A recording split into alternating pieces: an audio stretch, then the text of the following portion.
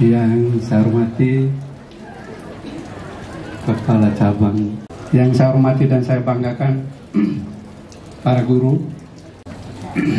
Pada tempat yang pertama, mari kita memanjatkan atas nama pemerintah daerah. Saya menyampaikan banyak terima kasih kepada Bapak Gubernur dan rombongan yang mestinya Bapak Gubernur tidak bisa berada di sini. Pagi hari ini jam 10 diundang khusus oleh Bapak Presiden harus bertemu di istana. Tapi Bapak Gubernur masih mementingkan Kabupaten Lembata. Dan juga Bapak Gubernur masih harus berada di Labuan Bajo. Tetapi Bapak Gubernur masih menyisihkan waktu 3 hari untuk dari Lembata floating sampai Sika. Oleh karena itu, sekali lagi atas nama pemerintah daerah dan masyarakat, saya menyampaikan banyak terima kasih kepada Bapak Gubernur. Yang kedua, setelah beberapa hari Bapak Gubernur menyampaikan kepada saya dari kemarin, saya minta kepada pimpinan perangkat daerah semua maupun vertikal daerah ini, kita menyampaikan video ucapan terima kasih kepada Bapak Presiden Joko Widodo karena Manggarai Barat dan NTT ditunjuk sebagai tuan rumah KTT sejak tahun 58 baru pertama kali.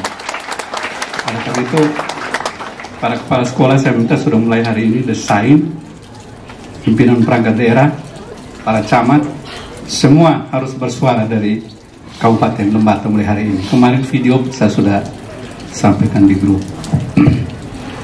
Yang berikut terkait penyelenggaraan pemerintahan daerah ini, sedikit saja Bapak Gubernur, soal stunting dari 22% di tahun 2022 kami turun menjadi 11,5%, dan saya meyakini sehingga digit harapan Bapak Gubernur di September bisa kami capai.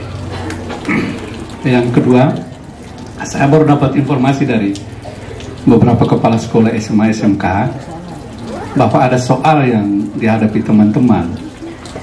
Yang pertama terkait sertifikasi lahan SMA. Saya sudah beritahu itu perumahan, dan nanti Ibu Kakan saya informasikan itu menjadi prioritas. Tidak boleh lagi ada istilah ini kewenangan provinsi, kewenangan apa.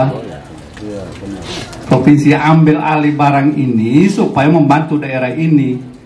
Daerah ini punya tugas menyelesaikan persoalan itu, karena yang sekolah di situ anak-anak kita. Termasuk jalan ke lokasi SMA SMK masih punya alasan yang sama. PMD ada tidak? Beritahu semua kepala desa. Tidak boleh ada alasan itu. Masa kalau mau jalan ke ini SMA, ini kewenangan provinsi, tidak boleh terabat ke sana. Cara berpikir kecil. Kolaborasi tidak seperti itu. Nanti saya minta perhatian yang sudah saya sampaikan ini. Yang terakhir Bapak Gubernur, angka 2022 kehamilan usia muda di Kabupaten Lembata cukup tinggi. Ini akan menjadi fokus kami. Nanti dengan Ibu Kapolres kita akan melihat baik-baik, karena saya sudah banyak dapat laporan. Daerah ini perlu kita jaga generasi kita, anak-anak kita. Kos-kosan itu perlu kita tertibkan, karena kalau tidak ini berbahaya. Yang terakhir ada satu buku judulnya Sadem Freude. Setelah saya baca-baca, saya sedikit memahami, dan itu terjadi di daerah ini. Ada sedikit gejala, orang lebih suka melihat orang lain itu susah. Saya minta para guru menyampaikan kepada generasi kita, pikiran itu tidak boleh terjadi. Masa kita suka kalau orang lain kasak kusuk di media sana sini, supaya orang ini penjara, orang ini begini, orang ini begini. Bukan semua orang punya buruk daerah ini. Kapan Lembata bisa baik kalau seperti ini? Bapak Ibu guru tanamkan pikiran itu, tidak boleh terjadi.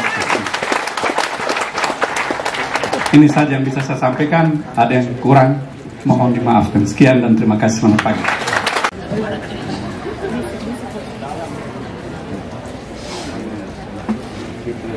Sebanyak 7.200 kg untuk penanganan kemiskinan ekstrim di Kabupaten Lembata yang diserahkan secara simbolis oleh Kepala Dinas Sosial Provinsi Nusa Tenggara Timur kepada penjabat Bupati Lembata. Kami mengundang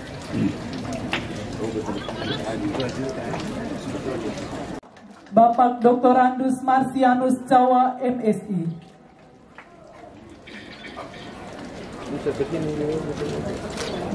Kepala Dinas Pendidikan dan Kebudayaan Provinsi Nusa Tenggara Timur, Bapak Linus Lusi SPD MPD. Yang ke-10, dan silakan kembali ke tempat.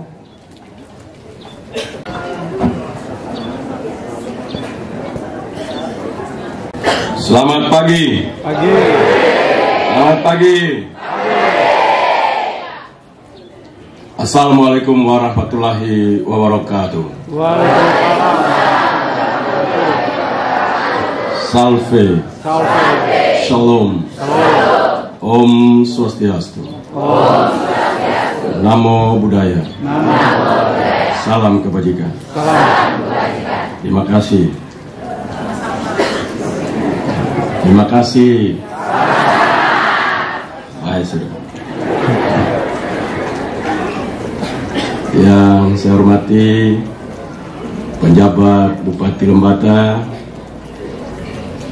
semua yang saya cintai, saya bangga. Dan kita meyakini bahwa kesempatan kehidupan yang Tuhan berikan kepada kita harus kita isi untuk kepentingan membangun sesama manusia. Dan hari ini saya kunjungan kerja di Lembata dari kemarin. Terima kasih kepada pemerintah dan masyarakat Kabupaten Lembata yang telah menerima kami dengan begitu hangat dalam hubungan persaudaraan yang baik. Dan saya harapkan ini terus dijaga supaya perkembangan, kemajuan daerah kabupaten ini bisa terus maju. Dalam pengamatan saya sebagai gubernur, kabupaten ini punya kesempatan untuk terus maju karena memiliki semuanya. Dan memang membutuhkan partisipasi, kerja keras, militansi, kolaborasi seperti saya sampaikan oleh penjabat bupati. Ini terus kita dorong agar kerjasama dan kolaborasi ini bisa berjalan. Saya mendorong agar kita rapat dan pertemuan itu selalu di sekolah itu memberikan pesan. Kunci manusia itu sukses adalah pengetahuan. Alat untuk bagaimana manusia itu maju dalam peradaban maju itu adalah pengetahuan. Tidak ada pilihan lain. Karena itu sekolah bukan memperoleh ijazah, tapi sekolah untuk berpengetahuan. Banyak orang menganggap bahwa dia mendapat gelar artinya dia berpengetahuan. Banyak sekali orang punya gelar tapi tidak ada pengetahuan. Karena yang dia kejar itu gelarnya. Doktor, habis jadi dokter, tanya apapun dia bingung. Rupanya yang dikejar doktornya. Nah, banyak sekali yang kita tanya, anak-anak baru selesai sekolah, kalau kita tanya dia sambil garuk kepala dia bilang, dulu saya sempat dapat itu, tapi ya saya lupa lagi. Karena kita punya target adalah sertifikat itu. Target kita adalah gelar itu, bukan pengetahuannya. Karena itu banyak sekali kita kadang-kadang kita tahu tapi tidak paham. Banyak orang tahu tapi tidak paham. Umpama contohnya, kalau guru matematika atau guru berhitung, zaman dulu kalau saya dulu mencongak, gurunya ngajarin ke muridnya, 1 tambah 1 berapa anak murid? Jawab 2. Terus ada murid yang mungkin agak iseng, kenapa tidak 3 ibu? Kau itu ilmu pasti. Lalu kalau muridnya iseng lagi, kenapa dia pasti? Jangan tanya terus-terus, nanti udah terlapik seluruh di situ. Nah itu guru yang tahu saja. Tapi kalau guru yang paham betul, dia bilang, ya itu tidak mungkin 3, karena epistemologinya itu datang dari ilmu ukur sudut. Karena itu ontologinya 1 sudut ditambah 1 sudut, cuman 2 sudut dapat diukur. Di situ terlihat 2 sudut di situ, tidak mungkin tidak 3 sudut. Nah, jadi aksiologinya supaya ke depan orang tidak bisa menipu kamu. Ini 2 sudut saja. Kamu kenapa? Saya perlu 3, kenapa dikasih 2? Ketahuan. Nah, supaya tidak ditipu, itu maksudnya. Jadi kalau orang punya kemampuan matematika itu tidak gampang ditipu orang, karena itu membangun logika. Jadi kalau umpama murid-murid mulai dari TK, SD, SMP, SMA kuat di matematika, artinya pesannya adalah logikanya sangat kuat.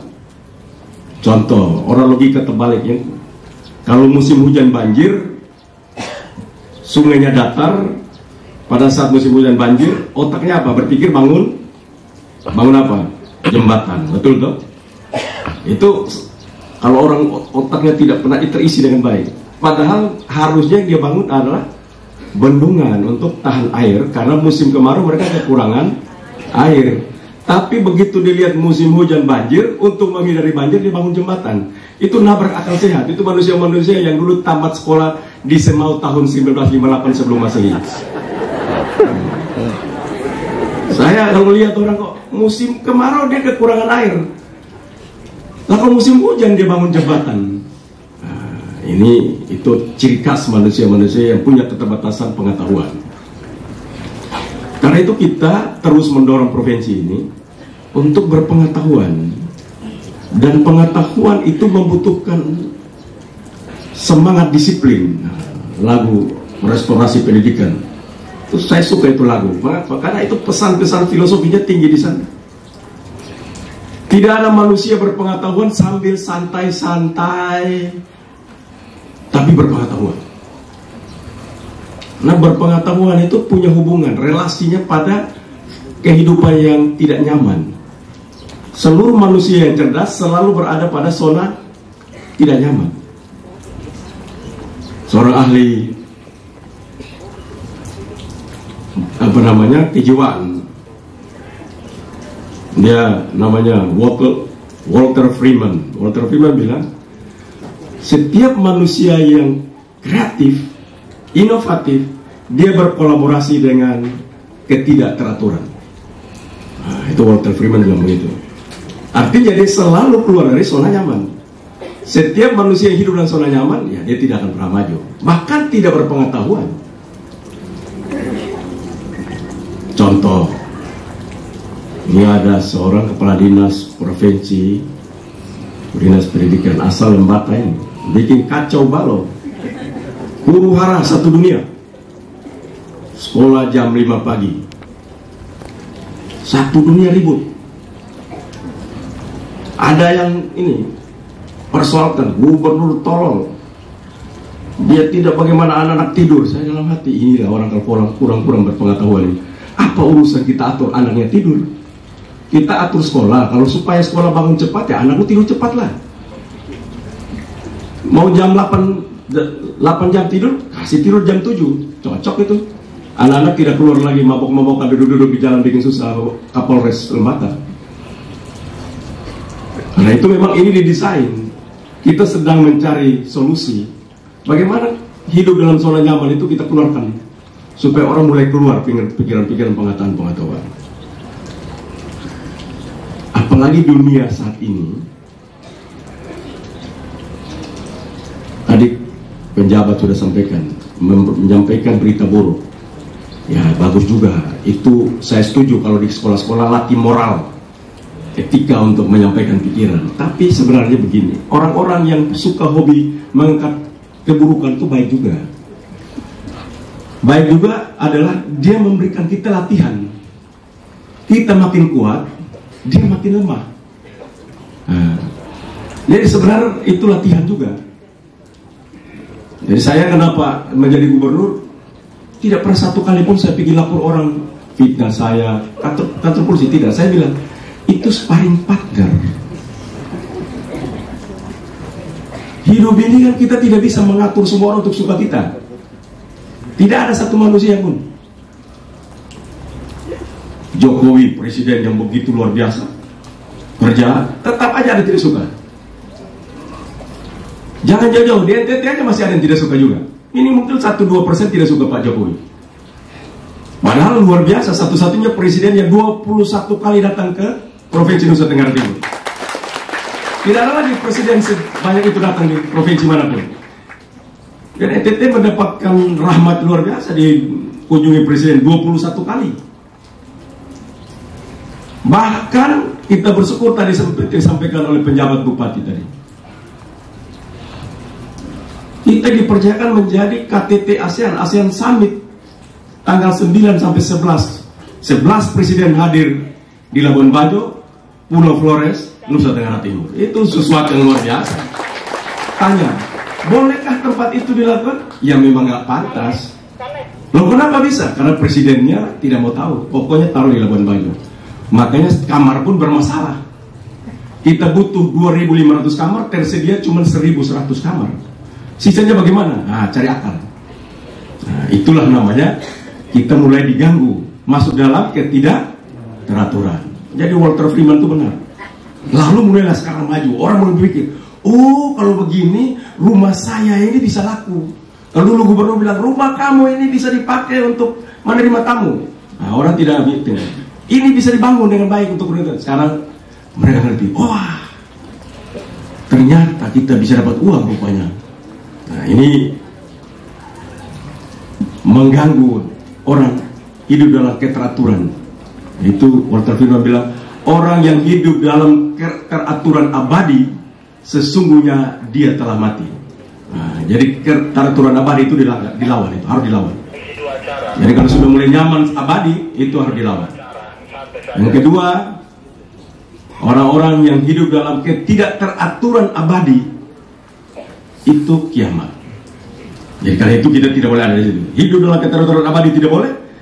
Kita keluar untuk membuat ketidakteraturan, tetapi dia hanya menjadi batu loncatan, gangguan, stimulus untuk kita menatap masa depan kita dengan pengetahuan baru yang ada. Karena itu teori bekerja saraf otak pun begitu. Semua kita yang duduk di sini, anak-anak semua yang sekolah ini, yang ganteng, cantik-cantik, kepalanya bagus ini, yang bukan stunting, tadi yang disampaikan oleh pesan tidak stunting itu artinya, sebenarnya stunting itu bukan pendek. Ibu Sarah Leribu itu kan pendek, tapi tidak stunting. Ya. Jadi jangan sekali lagi, stunting bukan pendek. Stunting itu bodoh. Kenapa? Kenapa bodoh? Karena begitu stunting, seluruh manusia yang sehat itu di kepalanya ini, model seperti kita semua yang ada hari ini, saraf kepalanya itu berjumlah 100 miliar neuron plasticity. Jadi kalau punya 100 miliar neuron plasticity, dipastikan kalau dilatih dengan benar, orang itu pintar sekali. Karena itu tidak ada anak yang bodoh. Yang ada adalah guru yang bodoh. Jadi tidak ada anak bodoh. Setiap anak yang bodoh, tanda gurunya bodoh. Karena itu guru harus melatih dirinya agar anaknya pintar, gitu. Jadi anak bilang, kok itu anaknya bodoh sekali? Tandanya kamu kurang paham, tidak mengerti tentang hidup anak itu. Nah, makanya saya bilang, sekolah bukan tempat penitipan anak. Sekolah adalah tempat membangun manusia menjadi manusia yang berpengetahuan. Karena itu tidak gampang membangun manusia, tidak gampang. Manusia ini akan memimpin manusia lain. Dia akan menjadi manusia yang menginfluence, mempengaruhi orang lain. Karena itu sekolah sangat penting untuk membangun itu. Karena itu tidak ada, guru-guru dipersiapkan betul. Saya minta kepada Kepala Dinas, perlahan disiapkan, tapi ke depan guru disiapkan betul. Sekolah tidak boleh bangun lagi, yang bangun itu asrama. Tidak kita bangun sekolah lagi. Sekolah dibangun, ini gara-gara nanti tua-tua anak lihat anak begini, kasih tanah bangun sekolah. Kita tidak lagi pusing kayak begitu. Kita bangun asrama. Dunia telah melatih kita berasrama, sekolah berasrama itu lebih disiplin. Bangun pagi, berdoa, bernyanyi, baru kita transfer knowledge. Coba lihat itu, tadi drum bandnya, nonanya cantik sekali, drum, nah, itu kan kalau begitu di sekolah sebelum mulai lancarkan dulu, woi, kamu punya itu mati. Kalau semua kita di sekolah itu musiknya bagus, berdoa yang baik, akan gembira, anak-anak akan gembira. Begini ya, ini ilmunya begini. Tidak ada satu manusia pun akan menerima pengetahuan kalau stres. Tidak ada. Manusia harus gembira baru dia bisa berpengetahuan untuk dapat itu. Karena itu kalau guru-guru yang mukanya kejam, sebaiknya kalau kumisnya panjang dicukur saja sebelum masuk kelas. Tidak ada dalam mata, tempat lain tidak ada dalam mata. Dulu saya SD, saya paling takut masuk kelas. Ibu saya mendorong saya, saya tidak mau. Dia tidak tanya saya kenapa. Saya tidak mau masuk karena guru itu mukanya udah jahat, kumisnya menutupi bibirnya semua. Saya takut sekali untuk masuk kelas itu. Sehingga dia ngajar apa pun saya tidak pernah tahu dia mengajar apa. Mengapa? Karena teorinya begini. Begitu kita takut, itu akan adrenalin, itu akan menyerang hipokampus kita, tempat menyimpan data. Jadi kita tidak blank semuanya. Di tempat menyimpan data di kepala itu namanya hipokampus, blank kita. Tapi kalau kita gembira, hormon kita menghasilkan endorfin. Endorfin itu hormon kebahagiaan. Orang bahagia, murid-murid bahagia, siswa-siswa bahagia. Orang kalau bahagia, transfernya gampang. Tapi kalau dia tegang,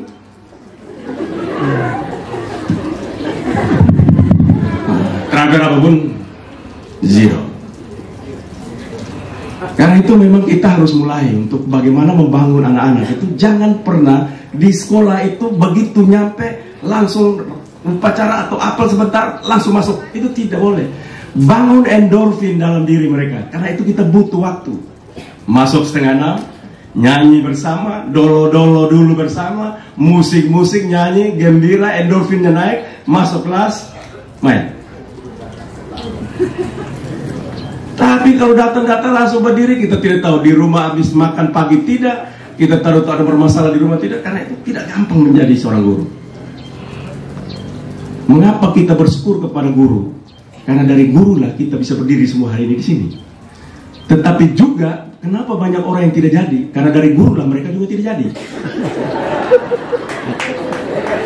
Dua hal yang itu harus kita. Karena itu menjadi tantangan besar buat kita semua di Nusa Tenggara Timur. Tidak ada yang tidak bisa. Kita yang tidak mau, tidak ada yang tidak bisa. Kita tidak mau berusaha. Sekarang pemerintah provinsi nanti tanggal 2 akan menandatangani kerjasama dengan teman-teman di Jerman.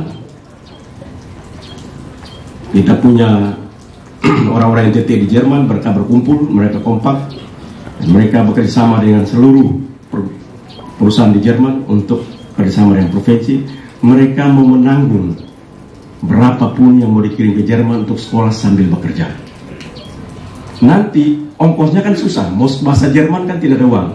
Bank NTT, mana kepala cabang Bank NTT di sini? Nah, kamu sudah dapat informasi disampaikan kepada anak-anak belum? Sudah ya? Nah, baik sudah.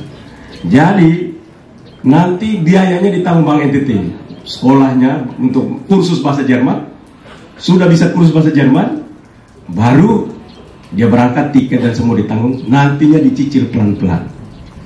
Nah, nona-nona manis seperti kalian yang kulit begini, nah, jangan lagi kau pacaran sama orang lembatan. Kau punya kulit begini sampai di Jerman sana, ada orang gigi asam lihat kau kulit begini. Jadi kalian itu berangkat ke sana, jangan hidup di sini bolak-balik lihat om tante tetangga punya anak bolak-balik terus. Kita tidak pernah bertumbuh, hanya kami bolak-balik terus di situ. Dunia sudah maju ya. Itu supaya juga menghilangkan stunting juga. Kalau nggak nanti seperti Mama Leri itu bolak-balik terus. Untung dia kawin orang Jawa jadi anaknya tinggi-tinggi. Bayangkan kawin orang Rote lagi, pendek lagi seperti itu.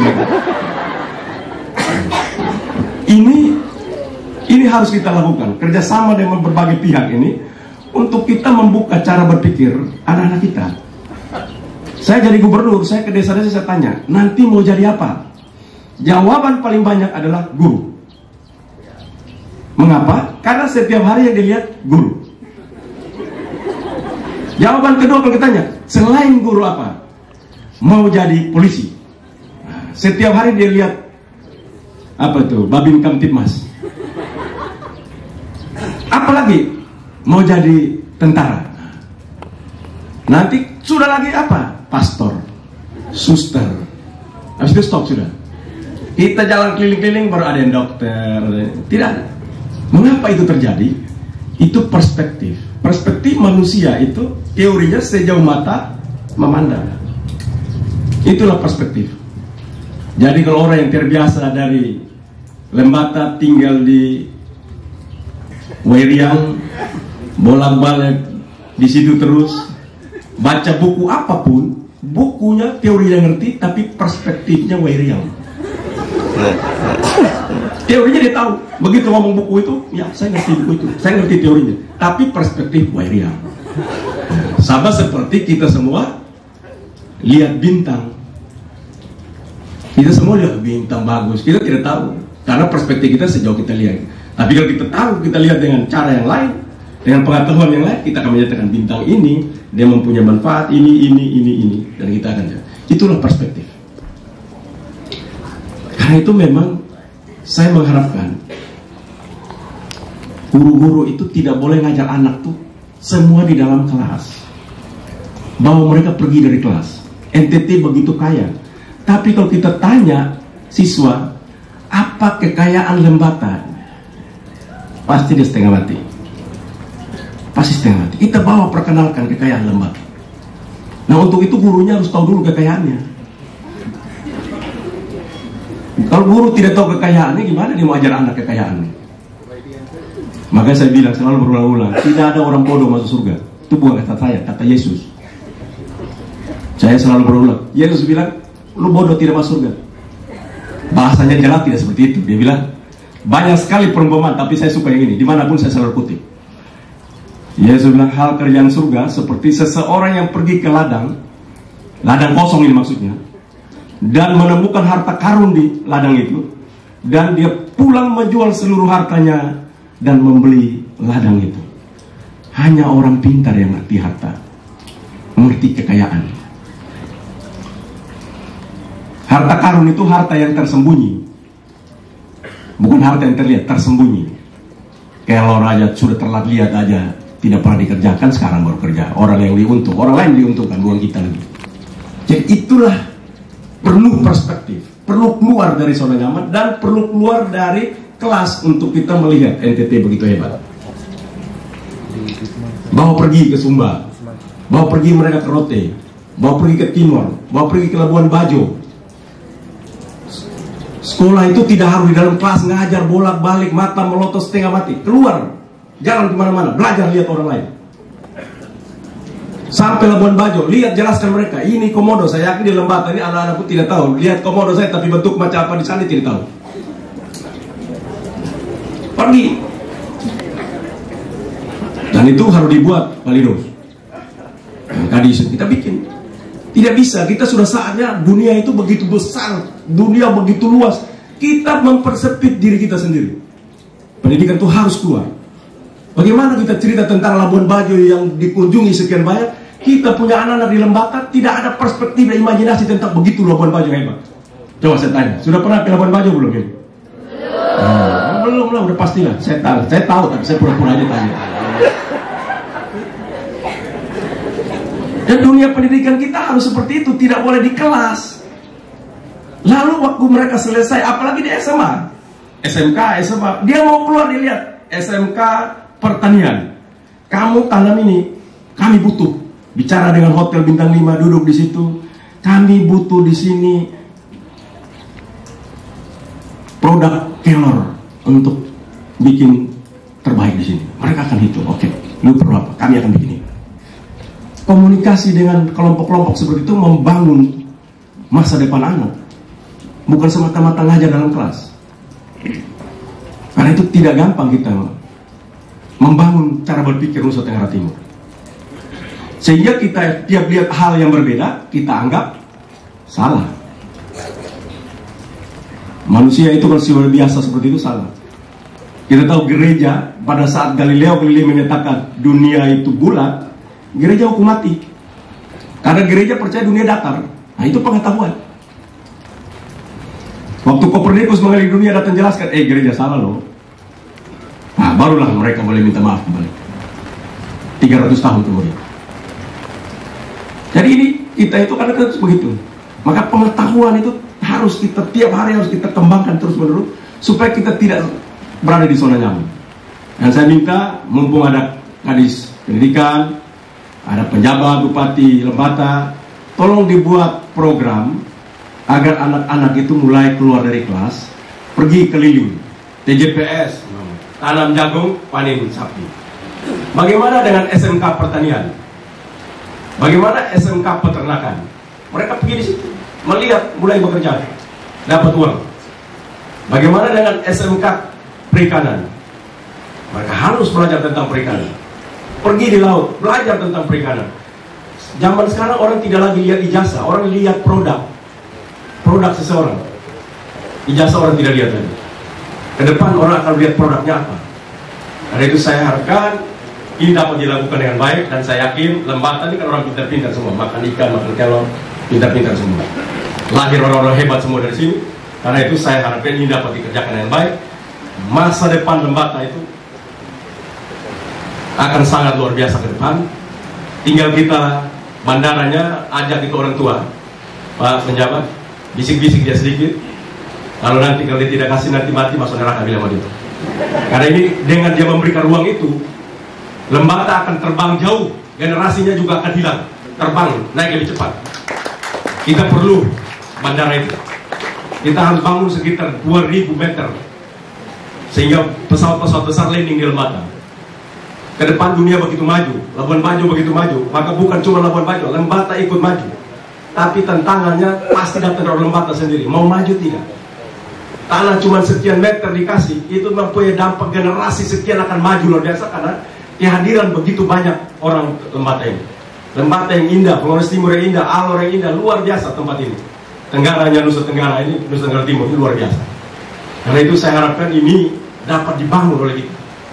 Cara berpikir kita yang terkotak-kotak kepentingan hari ini itu harus pelan-pelan kita kikis. Masa depan kita begitu luar biasa.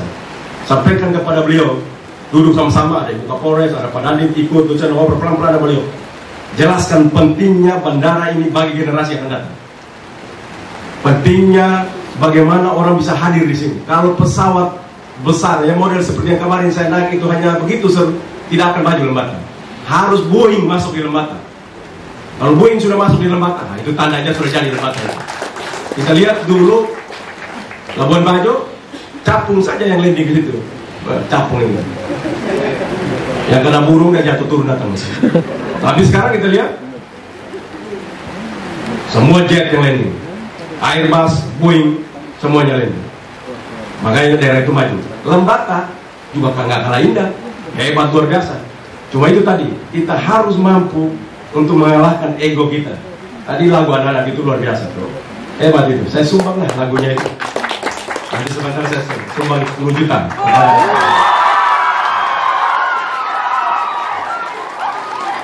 Ya, karena nyanyinya bagus katanya. Sisihkan egomu.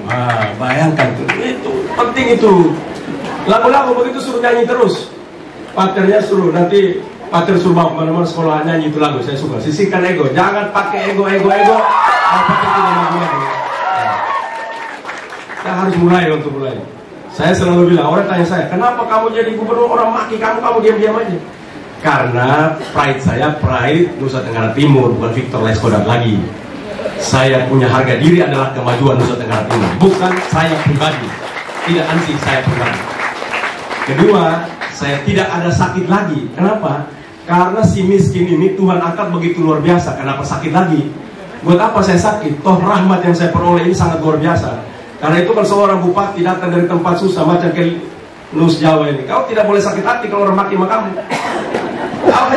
Tidak ada orang bisa jadi pejabat bupati. Kau lah salah satu yang kau menjadi pejabat itu. Orang maki kau ini sudah terima, sudah itu bagian dari kau jadi pejabat itu sudah. Kita kadang-kadang lupa, kita sakit hati. Jadi pejabat dimaki orang sakit hati. Ya jangan dong. Itulah kos yang perlu juga. Kadang-kadang kita perlu juga dimaki. Karena itu saya lihat aneh buat kita kalau mendapatkan anugerah dari Tuhan, tapi tidak mau untuk dimaki orang saja, tidak mau. Haruslah kita compare antara anugerah dan sakit yang kita peroleh. Sakit jadi kecil, anugerah lebih besar. Maka kita lihat anugerah sebagai ucapan syukur kita kepada Tuhan. Bagaimana kita mendapatkan hidup kita lebih baik. Karena itu saya sekalipun menjadi gubernur, mau ngomong apa di Facebook kayak apa terserah kamu. Saya baik-baik saja, tidak akan pernah terganggu. Demo berapa banyak silahkan demo. Kalau sound system kurang baik, saya bilang ganti sound systemnya, kasih yang baik. Demo pas jam makan, kasih makan. Karena mereka sedang berlatih untuk menyampaikan pendapat di depan publik. Nah, bagus, orang lagi latihan bicara, kita larang. Ini tantangan kita ke depan.